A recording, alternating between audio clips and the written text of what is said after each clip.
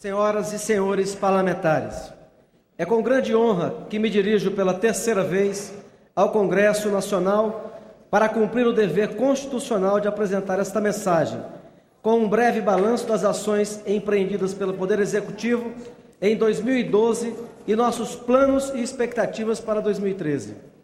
O ano de 2012 foi desafiador para o Brasil. As incertezas quanto à retomada do crescimento nos Estados Unidos, as dificuldades fiscais e monetárias na União Europeia, além da desaceleração do ritmo de crescimento em países emergentes, configuraram, como havíamos previsto, um cenário econômico global adverso. Entretanto, um olhar retrospectivo mostra que, mesmo com esse cenário, o Brasil conquistou bons resultados. Com políticas ousadas e ações anticíclicas, preservamos nossa economia e o emprego dos brasileiros. Se o ritmo de crescimento do Produto Interno Bruto ficou aquém do esperado, fechamos o ano com indicadores que nos afastam e diferenciam substancialmente do cenário vivenciado por muitos países, inclusive os mais desenvolvidos. O emprego continuou em expansão. 1.300.000 novos empregos foram gerados em 2012, elevando o saldo no biênio 2011 e 2012 para 3,5 milhões de postos de trabalho formais criados. Em decorrência desse bom desempenho, a taxa de desemprego manteve-se em declínio, atingindo valores mínimos históricos em todos os meses do ano. Em novembro de 2012, por exemplo, a taxa de desemprego correspondia a 4,9%, a menor para esse mês na série histórica do Instituto Brasileiro de Geografia e Estatística, IBGE. A solvência fiscal do Estado brasileiro é outro forte diferencial frente ao cenário internacional. A relação entre a dívida líquida do setor público e o PIB manteve-se em declínio e chegou a 35% no final de 2012, abaixo do patamar alcançado em 2011, 36,5%. As reservas internacionais correspondiam a 378,6 bilhões de dólares em dezembro de 2012, montante superior ao disponível no mesmo mês do ano anterior, 352 bilhões de dólares. O volume de investimento estrangeiro direto alcançou 65,3 bilhões de dólares em 2012, confirmando que o Brasil continua um país muito atrativo para as empresas estrangeiras investirem. Mantivemos nosso firme compromisso com o controle inflacionário e, pelo 9º ano consecutivo, a taxa de inflação permaneceu dentro da meta estabelecida pelo Conselho Monetário Nacional. Em 2012, o Índice de Preços ao Consumidor Amplo, IPCA, fechou o ano em 5,85%, inferior à taxa alcançada em 2011, que era de 6,5%. A combinação de disciplina fiscal e inflação sob estrito controle permitiu a continuidade do declínio da taxa de juros Selic, que encerrou 2012 em 7,25%, patamar mínimo histórico e correspondente a uma taxa de juros real inferior a 2% ao ano. Vale lembrar que as mudanças na regra de remuneração da caderneta de poupança implementadas sem alterar nenhum direito dos poupadores contribuíram para a continuidade desse processo de queda da Selic, fundamental para que a economia brasileira tenha taxas de juros reais mais compatíveis com seus fundamentos macroeconômicos e favoráveis ao investimento produtivo. A redução das nossas taxas de juros a patamares mais compatíveis com a realidade internacional representa uma mudança paradigmática que terá profundas consequências positivas para a economia brasileira. No caso das contas públicas, ampliamos ainda mais a previsibilidade de algumas despesas importantes. Desde 2011, com a aprovação pelo Congresso Nacional da política de valorização do salário mínimo, as despesas com benefícios previdenciários passaram a dispor de um horizonte de médio prazo. Assim, o impacto da ampliação do salário mínimo para R$ 678 a partir de janeiro de 2013 pôde ser antecipado, porque as regras de reajuste já estavam previamente definidas. Com o acordo realizado com 97% dos servidores em 2012, a evolução das despesas com a folha de pagamento do Executivo Federal também ganhou previsibilidade, já que foi acordado o reajuste de 15,8% no triênio 2013-2015 para os servidores civis. Na mesma direção, contribuiu a aprovação em 2012 do novo regime de previdência complementar e a criação da Fundação de Previdência Complementar do Servidor Público Federal, cuja implementação, a partir de 2013, equipara os regimes de previdência pública para os setores privado e público e cria perspectivas para o equilíbrio do sistema previdenciário da União em médio e longo prazos. Em 2012, também implementamos ações decisivas para aumentar a competitividade de nossa economia e construir um ambiente cada vez mais favorável ao investimento no Brasil. Aceleramos o processo de desoneração tributária. No caso da desoneração da folha de pagamentos, passamos de 3 setores beneficiados em 2011 para 15 setores no ano passado. A partir de janeiro de 2013, chegamos a 40 setores e em abril, quando o comércio e a construção civil também passarem a se beneficiar do novo regime, chegaremos a 42 setores produtivos que contribuirão para a Previdência com base no faturamento e não mais com base em um percentual sobre a folha de pagamentos. Com isso, as empresas passam a ter custos menores com a contratação de mão de obra, ampliando sua competitividade sem que os trabalhadores tenham seus direitos reduzidos. Ao contrário, a maior competitividade desses setores certamente resultará em mais demanda e mais emprego, contribuindo para tornar ainda mais robusto nosso mercado de trabalho. A redução do IPI de automóveis, de móveis, painéis e afins, da linha branca e sobre materiais de construção foi mantida em 2012.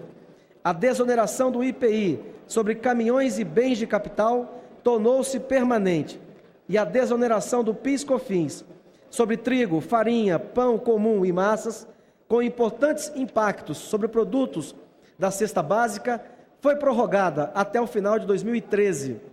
O conjunto das medidas adotadas em 2012 resultou em uma desoneração de 45 bilhões de reais da atividade produtiva.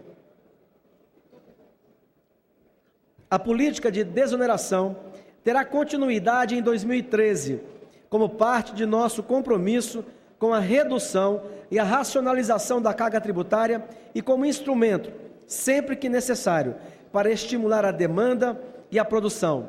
Esperamos que, em parceria com o Congresso Nacional, com estados e municípios, possamos avançar mais, aprovando novas e importantes medidas para que o Brasil tenha uma política tributária mais justa para os cidadãos e mais favorável ao investimento.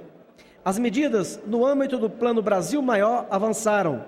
No caso das pequenas e médias empresas, a ampliação dos limites das faixas de faturamento propiciou o aumento do número de beneficiados pelos programas Simples Nacional e Microempreendedor Individual, que atingiram 4,3 milhões e 2,3 milhões de inscritos, respectivamente.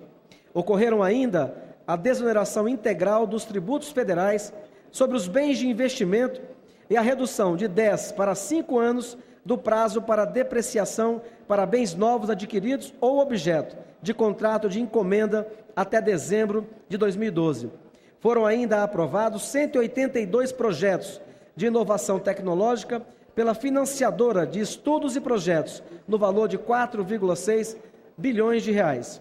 Aprofundamos e ampliamos o apoio à competitividade industrial.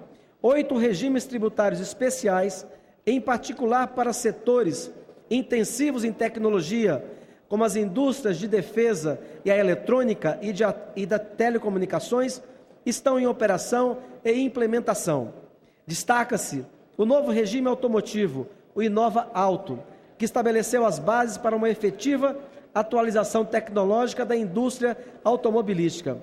Desde a publicação do decreto de regulamentação, 34 empresas já foram habilitadas, com projetos de expansão ou de instalação de novas linhas de produção de veículos, totalizando 5,73 bilhões de reais de investimentos, que serão realizados a partir de agora e ao longo dos próximos 3 anos. Criamos as margens de preferência nas compras governamentais, beneficiando uma ampla gama de setores têxtil e confecções, motoniveladoras e retroescavadeiras, produtos farmacêuticos, equipamentos hospitalares e insumos médicos, equipamentos ferroviários, caminhões, furgões e implementos rodoviários e papel para a impressão de papel moeda. As compras governamentais de máquinas e equipamentos foram ampliadas em 8 bilhões de reais em 2012, com o duplo objetivo de modernizar a estrutura física do Estado e estimular a indústria nacional. Foram adquiridos 11.994 ônibus escolares, 7,3 mil caminhões, 2.180 ambulâncias, 522 motocicletas e 3.238.407 itens de mobiliário escolar, 2,2 mil viaturas para as Forças Armadas e Polícia Rodoviária Federal e 3.393 retroescavadeiras e 1.938 motoniveladoras para os municípios brasileiros melhorarem a manutenção de suas estradas vicinais. O Programa de Sustentação do Investimento, implementado pelo Banco Nacional de Desenvolvimento Econômico e Social, BNDES, foi outra importante medida de estímulo ao investimento privado. Em 2012, o banco aplicou 156 bilhões de reais, sendo 44 bilhões com recursos do PSI. Vale destacar que no total disponibilizado pelo PSI em 2012, a participação das micro, pequenas e médias empresas correspondeu a 57% do total. O grande volume de recursos aplicados pelo PSI se deve principalmente à adoção de taxa de juros incentivada de 2,5% entre agosto e dezembro de 2012. Para 2013, a taxa será de 3% até junho e de 3% entre julho e dezembro. Além disso, para o corrente ano, o governo aumentou a abrangência do PSI, autorizando o financiamento das obras incluídas no Programa de Investimento em Logística. Ainda, a respeito do apoio financeiro ao investimento, foi importante a atuação dos Fundos de Desenvolvimento Regional, que contrataram 22,0 bilhões em 2012. Vale destacar que, para apoiar o investimento nos estados, foi criado o Programa de Apoio ao Investimento dos Estados e Distrito Federal, com disponibilidade de 20 bilhões, dos quais 19 já foram contratados. Os recursos destinados à agricultura foram expandidos para a safra 2012-2013. O Plano Agrícola e Pecuário, voltado para a agricultura empresarial, destinou 115,25 bilhões de reais para custeio e investimento, volume 7,5% superior ao da última safra. Já o Plano Safra da Agricultura Familiar disponibilizou 22,3 bilhões para crédito rural, assistência técnica, seguros e apoio à comercialização. Desse total, 18 bilhões correspondem a crédito de custeio e investimento nas diversas modalidades do Programa Nacional de Fortalecimento da Agricultura Familiar, com taxas de juros anuais de, no máximo, 4%. Para dar mais segurança aos produtores agrícolas, aumentamos a subvenção ao prêmio do seguro rural e a proteção fornecida pelo Programa de Garantia da Atividade Agropecuária. Queremos avançar ainda mais no aprimoramento para as próximas safras de nossa política de seguro agrícola. Os resultados têm vindo na forma de recordes sucessivos de produção agrícola. Na safra 2012-2013, a produção de grãos está estimada em 180,4 milhões de toneladas, superando em 8,6% o volume da safra anterior, o que garante o adequado abastecimento do mercado doméstico e o fortalecimento do papel do Brasil como grande exportador de grãos. Uma medida histórica adotada em 2012, cujo efeito sobre a economia e a sociedade brasileira entrou em vigor em janeiro de 2013, é a redução das tarifas de energia. Aprovada com celeridade pelo Congresso Nacional, que entendeu a relevância da medida para a continuidade do desenvolvimento do país, essa redução é de 18% para os consumidores residenciais e de até 32% para os consumidores empresariais, e resultará da combinação de renovação de concessões, a partir de novos parâmetros de formação de preços e da redução de encargos incidentes sobre a conta de luz. A redução das tarifas de energia terá impacto em toda a economia, propiciando mais investimento, redução do custo das mercadorias, melhoria de nossa participação no comércio internacional, criação de empregos, redução da inflação, crescimento do PIB. Tarifas de energia mais módicas beneficiam todos os brasileiros, sem exceção, contribuindo para fortalecer ainda mais nosso desenvolvimento inclusivo. Demos continuidade aos investimentos no setor elétrico. Em 2012, colocamos em operação 3.983 megawatts e 2.779 quilômetros de linha de transmissão. Em 2013, a capacidade de produção crescerá mais 7%, com a entrada em operação de mais 8.502 megawatts e de 7.545 quilômetros de linha de transmissão. Essa contínua expansão da capacidade instalada de energia elétrica dá ao Brasil a segurança da oferta de energia necessária ao crescimento.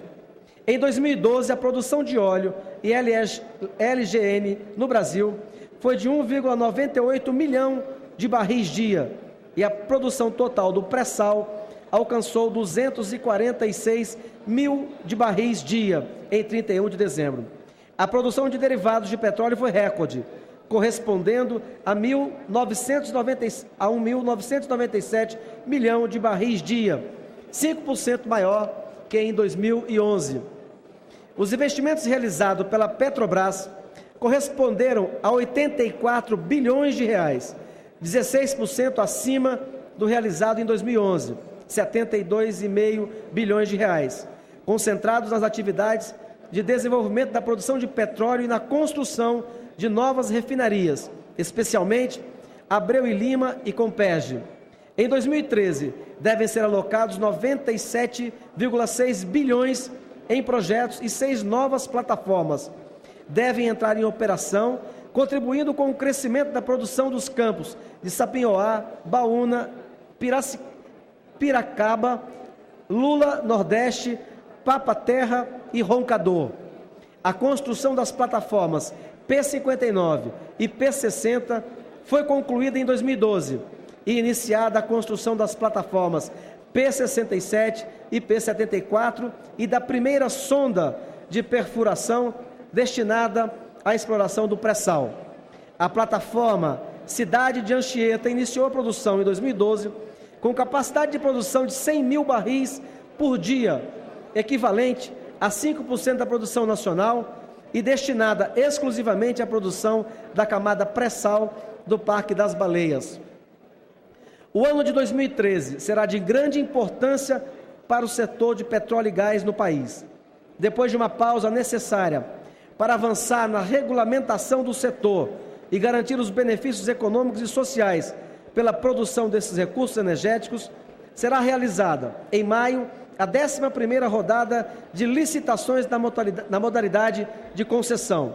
Nessa rodada, serão ofertados 289 blocos exploratórios em várias bacias sedimentares do país, totalizando 156 mil quilômetros quadrados de área no certame. Ainda, em 2013, no final de novembro, será realizada a primeira rodada de licitações na modalidade de partilha da produção, que será emblemática por envolver áreas de baixo risco exploratório e grande potencial petrolífero e representar a concretização das recentes mudanças no arcabouço legal para o setor.